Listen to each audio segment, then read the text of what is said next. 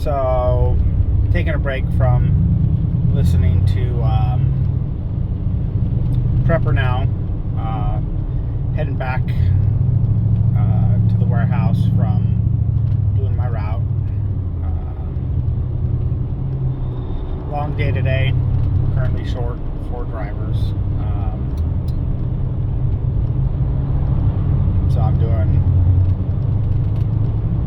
2.5 routes, basically, sort of. Anyways, he's talking about his wife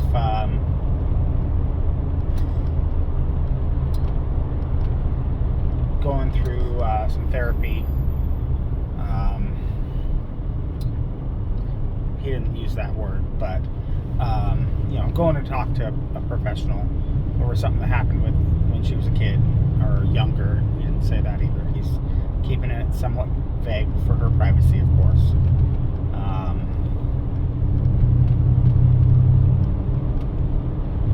And I am technically a millennial.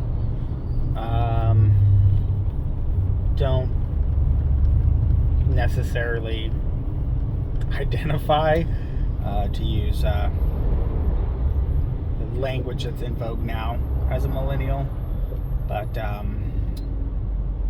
that's one thing that maybe is good with that generation over others.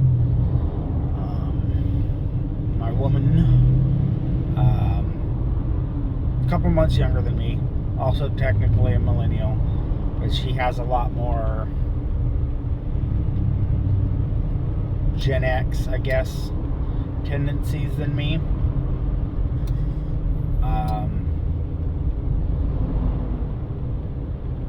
I will keep her private details private as well, but she had a shitty childhood. About as bad as,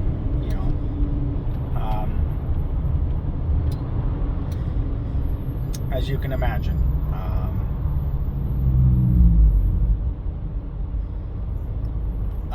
Parents like substances, so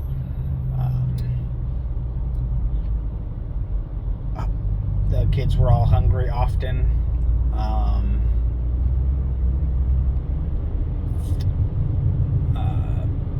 Being homeless several times, being evicted out of apartments several times, and other abuses as well.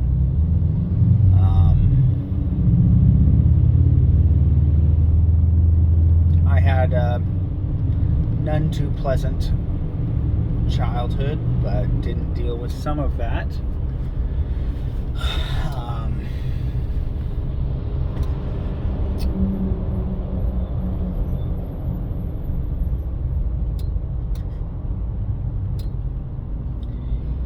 Starting at age 5, there was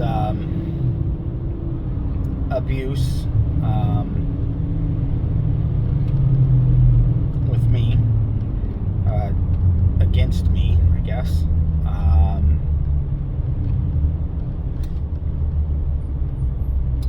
That caused me to be removed from the situation, and at age 8 placed into, well, this was separate.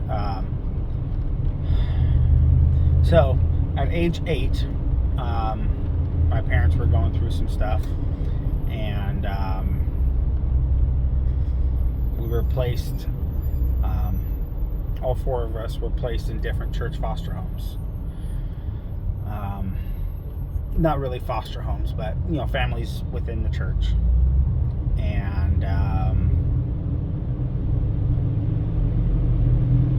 my mom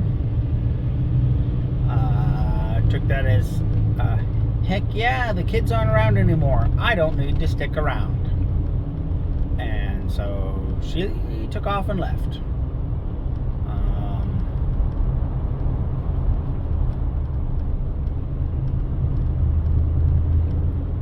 That caused my dad some problems for a while because he is a very ultra conservative Christian.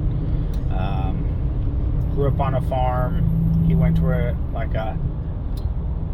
very, I don't know how to say it, but strict Christian church. Women had their head covered. Basically, men didn't shave their beards. Almost, I don't know how to say it, but like Mennonite style. Very, yeah.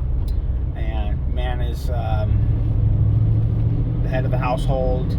And anyways, I'm getting off on like 17 different tangents after tangents after tangents. She left him. He got kicked out of the church because he didn't have control of his house.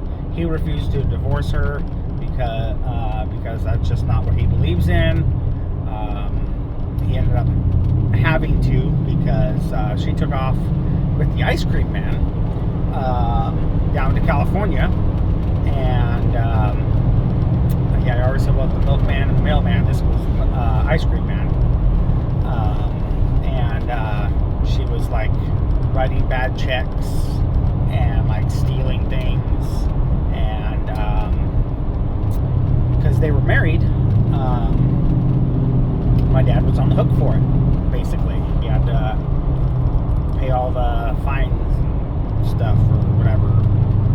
It's a little bit foggy. This was a long time ago. He told me about this,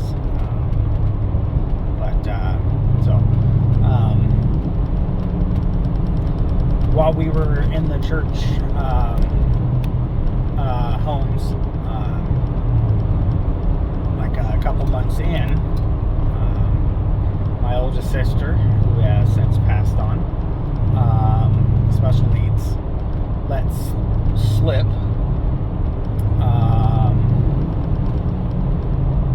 to somebody at school, if I remember correctly, like a counselor or a teacher or something like that, the nature of some of the abuse in the household, not coming from parental units. She's passed.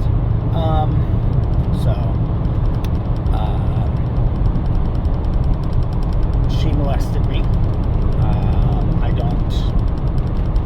I know that's fairly common amongst siblings, not making excuses, but she was also abused by a neighbor kid. And decided to pass it along, I guess. But so somebody at the whoever she told at the school found out about it, and an investigation was opened up, and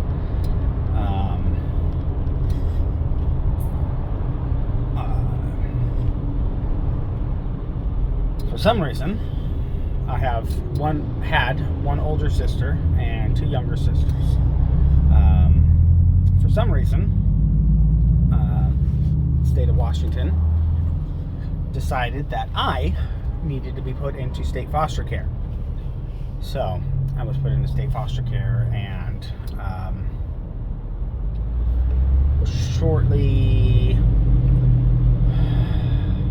was right around 8.5, if I remember correctly.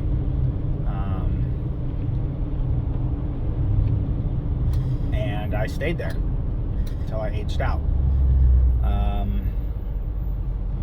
I've heard it's fairly common, not just in Washington State, but there are not very many long-term homes. So I was passed around from 8 to 18 every 90 days, almost. There were a couple of places where I was there. One place I was there for about 2 years. One place I was there for a few months. But I was in a lot of different foster homes. And my last home,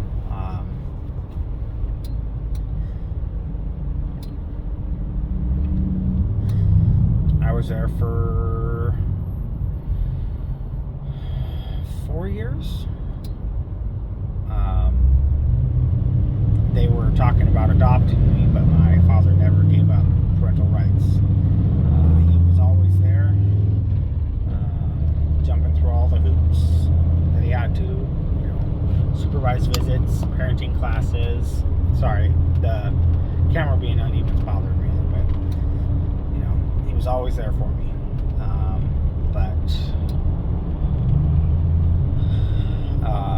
The state would not release me back to his custody because the abuse happened under his watch.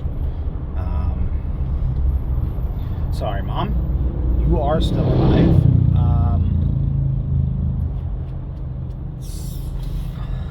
That abuse from my sister was not the only abuse.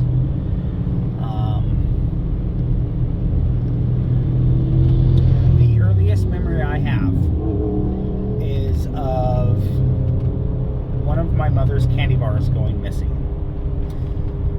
And her response was excessive. My earliest memory is being picked up by my hair and thrown down the hallway to my room. I believe I was like 3 or 4. So the state decided that the abuse happened on my dad's watch. He had to have known about it and thus condoned it. Not just the abuse from my sister, but also from my mother. So they would not release me back to him. My other siblings stayed out of the state system. I'm not entirely sure what happened with my oldest sister. I believe she went back and stayed with him for a while and then went with some relatives. My middle sister stayed with the church family, and she's doing great right now. She's married, has 3 kids now. She stayed with them and ended up getting adopted by them. And my baby sister, wait, hold on, nope, flip that. It was my baby sister that was stayed with her family and ended up getting adopted. Sorry. My middle sister, she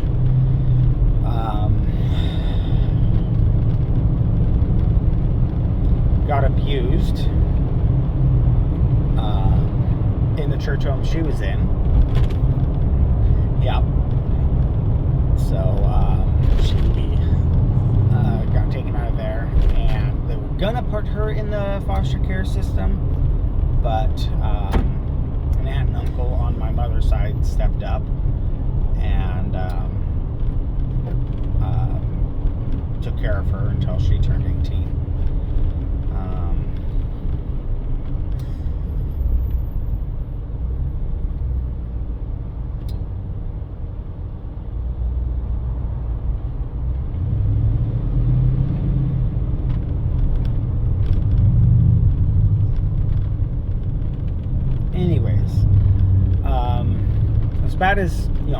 As bad as my life was, as bad as the life of my family was, moral of my story,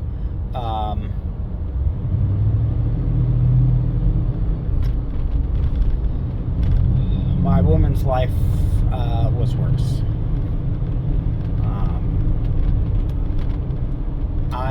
Like I said, don't really identify as a millennial, but one of the things, millennials aren't scared of going and getting help. I am perfectly fine, and I did. Go talk to people. Go get help. I still deal with some things sometimes. You never are cured, I guess. I don't know how else to say it. But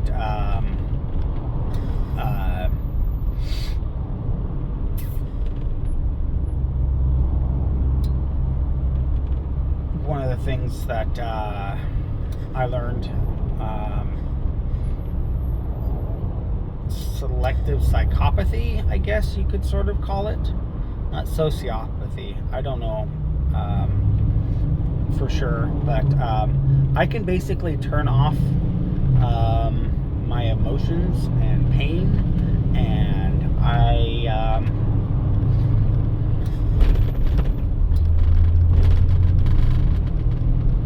like physical pain as well.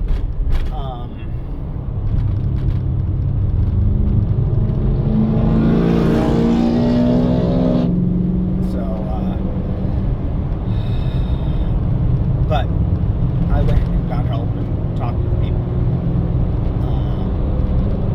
She won't do that. That's kind of a Gen X thing, I guess. We're right on the edge.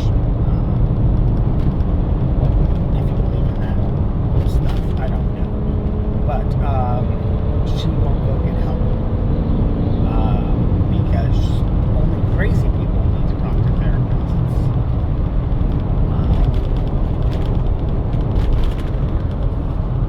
Sorry, you're on a jiggly phone mount and it's bothering me.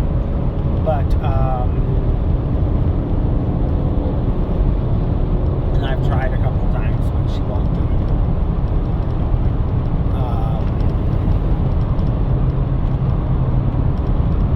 Well, back to what got me on this. Prepper Now's wife went through some trauma and found somebody and is talking to her, and she's doing better.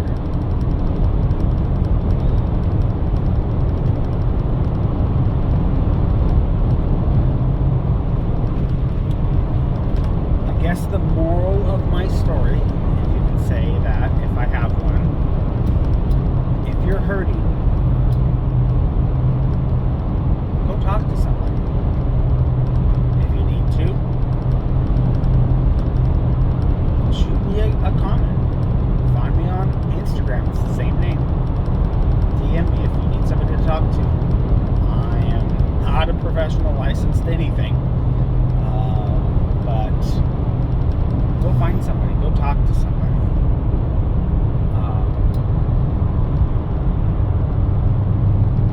Reach out. There's a 6-minute slowdown caused by a crash in 4 miles. You are... Yeah. Just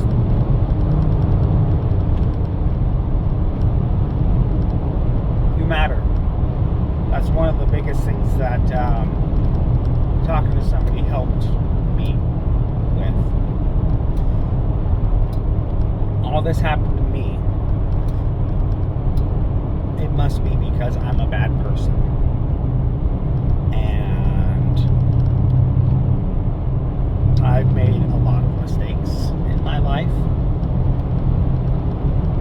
And I will probably continue to make mistakes. That's how we live. That's how we learn. Make mistakes. Mess up. Just try not to make the same mistakes over and over again. Learn from your mistakes. And remember, above all, you are not the mistakes that you make in life.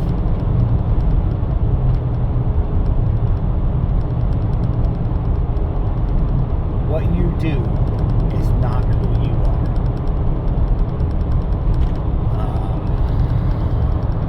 Really sorry about that jiggly Washington roads.